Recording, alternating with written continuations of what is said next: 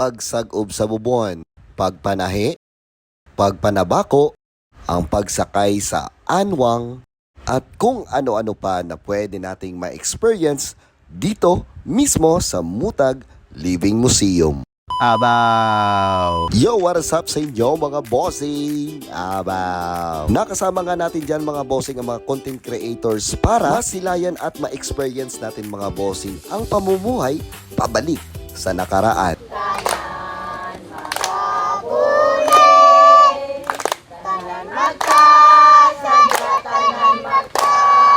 Nandito nga tayo ngayon mga bossing sa Mutag Living Museum kung saan hindi ka lang basta bisita kundi certified time traveler pa. Dito kasi mga bossing sa Mutag Living Museum ay babalik tayo sa panahon na wala pang wifi pero kapalit naman mga bossing ay real life experience. Ngani kung balikbayan ka or bakasyonista dito sa amin sa Malay, try to experience Mutag Living Museum mga bossing to experience the probinsya vibes. Abaw! So they use this while they are taking a shower. So for the ladies, they use it up until their chest to cover their body. And for the man, they use it up until their waist.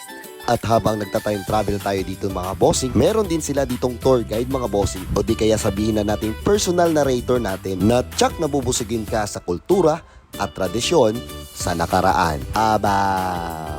So this is the tobacco. So they just cut a part of the leaves and then roll it with another part of the leaf. So puff in, puff out, no, do not inhale it.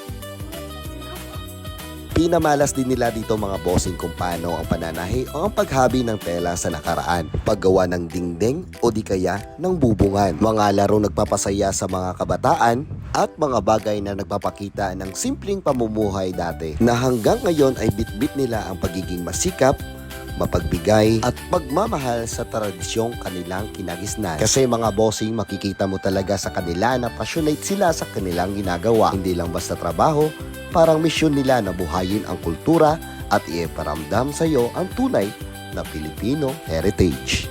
Kaya mga bossing, para maiba naman ang mga experience na nais mo, atin silang suportahan at bisitahin dito sa Mutag Living Museum sa Mutag, Malayaklan. Aba!